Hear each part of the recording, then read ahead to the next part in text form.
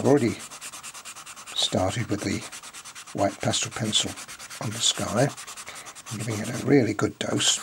I've cut the sky down, like I said, it's a little smaller. That gives us a better perspective now. We've got this area is taken precedent over the sky, which is what I wanted. And now the blue. Now, as far as clouds is concerned, we haven't got a lot of room for clouds, so I'm not going to put a lot in. But I'm going to put a little bit in, and maybe just a little bit of cloud coming from here. I'll show you how to do that. Anyway, now I'll continue with that, and that once that's in, we've rubbed in. And then the other thing I'm going to carry on doing, I'm going to put a little bit more blue, a little bit stronger blue along the top edge of that. Okay, so I'll be doing that, and you'll see the result of it. All right, so there's a nice surface now on there. Now what I'm going to do is I'm going to just twist it round. You can see it. I'm just going to put just a little bit of hint of cloud in the sky up here. Don't go too much. That'll be enough. Leave it at that for the moment. You see, it's just a hint up there. And over here now, what I'm going to do also, while I've got this upside down, and I've already put some water in, so it's the same colour as the sky, but I've put some water in the background, but I want to enhance that by putting a little bit of white along the edge. This is on the sky, obviously, so it will show up the water better. There's a little bit of, that's just right now, that's just giving us that little edge. You can see it upside down. When I turn it around, you'll see it better. And just we get that little bit in there, that's on the other side of that. That's it. And now, just one other thing I want to do here, just there, I want to put just a little more cloud in. I'm going to start off with the pastel pencil. I don't want to put a lot in. That will be enough. And I'm just going to enhance it now. You're not going to see it very well because I'm going to put a finger all over it, but I hope you'll be able to get the idea. I'm just going to, this is with a pastel stick. All it is because it's a little stronger, and it's not quite so easy to control. You get a little better, you see that? You get a little better more, artistically acceptable. Well, you like that? You like that? If you didn't like it, all you got to do is just rub it out with your finger. But I'm quite happy with that. I'm going to leave that alone. Now, I've already put white on the area of cliffs catching the sunlight, and I'm going to use now a grey, which is the same grey I used in the sky, earthy grey. And these are all the cliffs that are in shadow, or have got shadow on them. Okay, so, and all the way along there, that's all in shadow, the whole of that cliff. But the greatest thing about this picture is the lighting. It's superb. Very, very strong, very contrasting. So there's my basic idea. And what I'm going to do, once I've done that, I'm going to use the colour shaper. I could use my finger here, but it's better to use a shaper because I've got a little more control over what I'm doing. And I can finish that off. Now that gives me the base, and then from there we're going to build the cliffs up. Now I've started the second coat on these cliffs, but I'll just show you how I completed those. Green, this is a very dark green. I've already put a grey underneath that, so it is a very dark green that's going on top. And this is the grasses along the top edge of the cliff. Okay, you've got to be patient with something, as it's going to take a little time to do. Now, that's fine. Now the other thing I'm doing at the moment is just putting a grey in. I put it in everywhere else. This is in the shadow areas, and this is starting getting the tonal value. Right. There's lots and lots and lots more colour to put in. But there we are. Now this is a shadow on this side, but it's lighter than that. Now you've got to be careful here that we get the right contrasts. Okay, well that will do. That will do. Now we go on really to the next stage. No putting detail in here yet until you get the contrast right.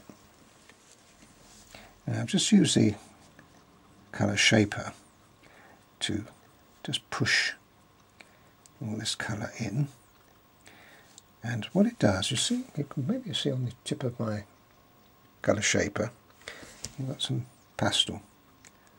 Now that can be now used just to put just a little colour, or touch a little colour into the white.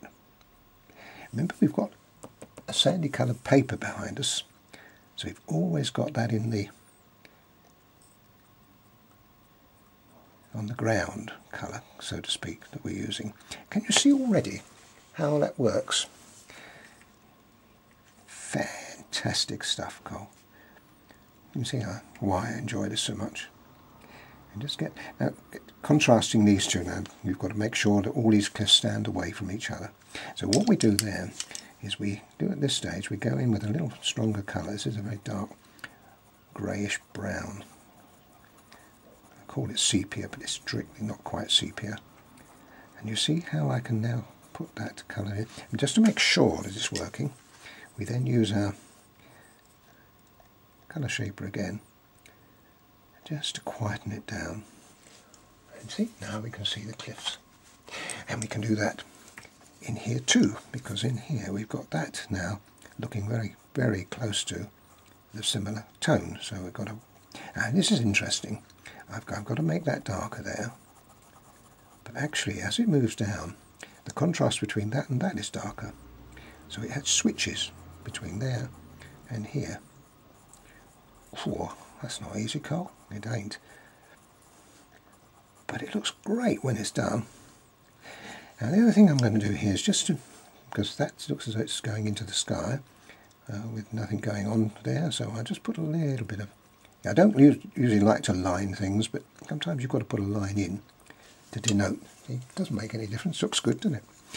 Now this is a little stronger around here, and it's a little stronger down the bottom. And here, now this is where we have again quite a lot of strength.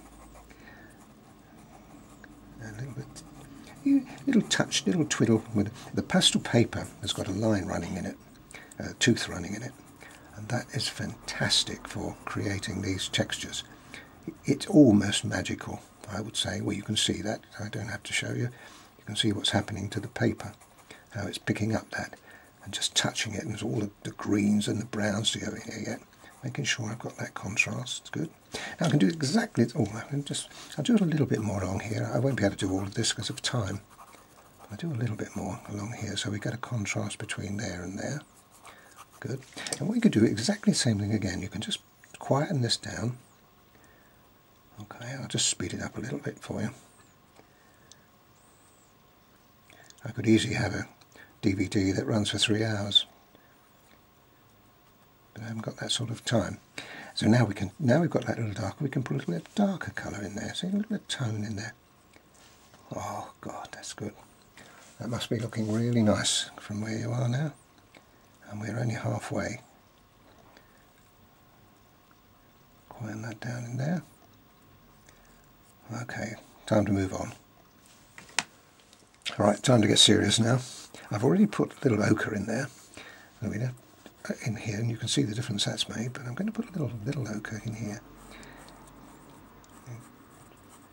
Just a little colour. I want to leave the very, very top edge there. You can just see it there, white, because that's how it is in the picture. And that's looking good. Now, with artistic license, I've got to say that you can actually take quite a lot of license with a picture. And the way I do try to make them as authentic as possible, I do also, I'm conscious of the fact that I want to make it look good. So I do tend to put my own interpretations in, and nothing wrong with that at all. Now that's a little bit of dark brown. Here's a little bit of the green going in. I'm going to use a lighter green later on. But you see how I've got that contrast there. Now I've got to do, this is a contrast up here, which is some green in. So I'm going to put some green in here, and also some green. There's a lot of green in here where the weathering is on the cliff. So we put that in there. Using the side of the pencil now, you see, notice? That's good. That's looking good there. Okay. Now in here we've got the same green where you have the colour into the cliff on the top edge of there. Good. And to a lesser extent, of course, along here, you're not going to see that. That's too far away. but I think we need some more strength in here now, because this is all in shadow, this particular cliff. There's probably, oops, you can only just about see that. That's as far as I really want to take it. Now over here, you can't do very much at all about this. This is too far away. You've got to indicate that in the background. That's all it is. Just an indication of what we're seeing. Just have a contrast. We're going to have a nice strong edge there, though, so it sits against it, and then reversing down here. That's it. Now that now stands nicely away from that edge, so I'm happy with that. And there's not a lot more I can do with that. That one is with a little bit of ochre on there. We're going to have to leave that alone as well. You keep fiddling, you go wrong. As long as you're happy with it, and I am there, quite happy. A few little horizontal lines here, just give us a little break up of the cliff edge there. We have a little bit of design in it. Little twiddle twiddle. And it's amazing. It seems to come all of a sudden. And this is license going in here now. Although I'm looking at the picture, following guidelines, I'm also trying to create my own little designs in it. No one's going to go along there and compare it. That's good. Now we're getting nearly there. I think we're nearly there now. Right, time to put the finishing touches to these cliffs now. I'm just going to put a little more strength in